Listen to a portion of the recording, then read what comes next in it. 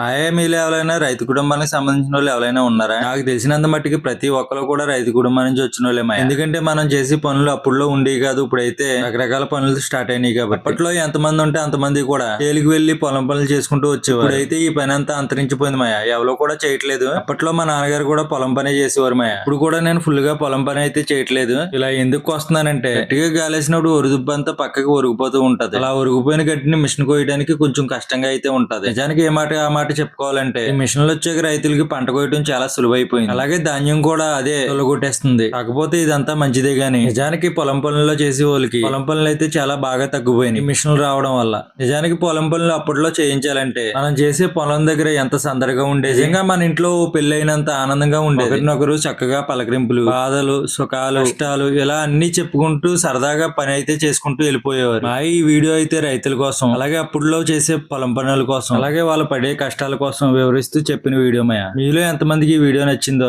Like చేయండి మాయా. అలాగే మరిన్ని మంచి వీడియోస్ కోసం మా ఛానల్ అయితే సబ్స్క్రైబ్ చేసుకోండి మాయా.